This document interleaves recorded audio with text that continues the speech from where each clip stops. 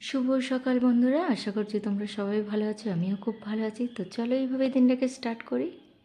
সকাল সকাল আমার ছেলের আবদারে টিফিন বানিয়ে দিলাম চিকেন বার্গার। তো ও খেয়ে ভীষণ ভালো বলল, কারণ ভালো বলার একটা কারণ, ও প্রতিদিন স্কুলে যায়, ঠান্ডা টিফিনটা ওকে খেতে হয়। তো সেই কারণে যখন ছুটি থাকে তখন আমি গরম গরম টিফিন বানিয়ে দিই। তখনও খুব বলে যে মা, এখনই আমি টেস্ট পেলাম। তো কিছু তো করার নেই, প্রতিদিন ওকে স্কুলে যেতে হয়, তো এইভাবেই টিফিনটা ওকে খেতে হয়। তো যাই হোক, ওকে টিফিন দেওয়া কমপ্লিট করে আর একজনদের মানে টিফিন দিতে আরম্ভ করে দিয়েছিলাম। আর দেওয়ার পর দেখো, বাটির মধ্যে ঢুকেই ওকে খেতে হবে। তো ও যে খাচ্ছে, আরও কয়েকজন অপেক্ষা করে আছে যে ও যখন বাটি থেকে বেরোবে তখন আমরা খাবো। এই রকমই ওদের বদমাইশিগুলো চলে। আর দেখো কত শান্ত হয়ে পাখিগুলো বসে আছে।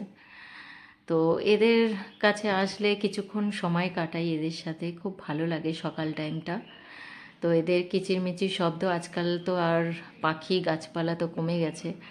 তো গ্রামের দিকে গেলে তাও পাখিদের মানে চেঁচামেচি শুনতে পাই। তো এখানে তো আর সেরকম কিছু আর শুনতে পাই না। তবে আমার বাড়িতে কিন্তু সব সময় একটা কিচিরমিচির শব্দ লেগেই থাকে। সেটা কৃত্রিমভাবে, যে খাঁচায় বন্দি করে রাখাটা আমারও পছন্দ নয়, তাও আমার বরের শখ। তো দেখো, তাও পাখিগুলো সকাল থেকে কিচিরমিচির করে, মনটাও ভালো হয়ে যায়, সকালবেলা ঘুম ভাঙে ওদের ডাকিয়ে। তো আরেকজনের টিফিন খাওয়া কমপ্লিট হয়ে যাওয়ার পর আমিও কাজ করছিলাম, করতে করতে এসে দেখছি ও উনো নিয়ে খেলা করছে। কারণ উনো কালেকশান, তারপরে ওর পেনের কালেকশান, তো এইগুলো মানে ও করেই যায়, ভীষণ খুশি হয়। তো সকালবেলা না পড়তে বসে ওইগুলো নিয়ে খেলা করছিল, তো একটু বকা দিলাম।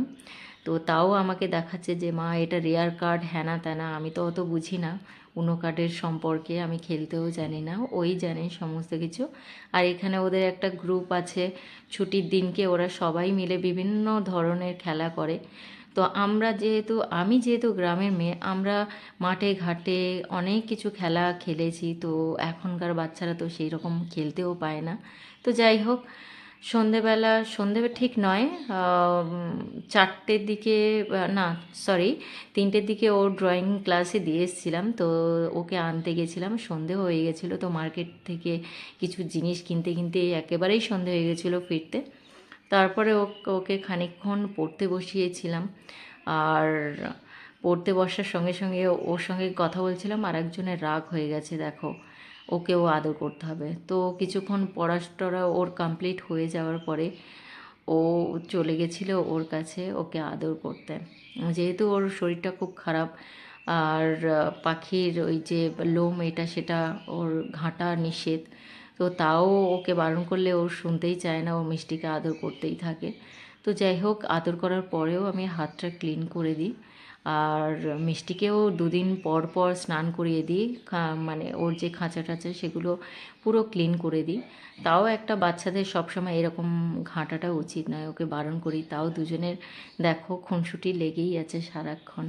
আর এগুলো দেখতেও খুব ভালো লাগে। আর ও ভীষণ দাদার আদর খেতে ভীষণ ভালোবাসে। তো সেই কারণে আমি আর বারণ করি না, দুজনের খেলা হয়ে গেলে দুজনকেই ঠিকঠাক করে দিই। তো চলো, এই পর্যন্ত আজকের মতো, গুড নাইট।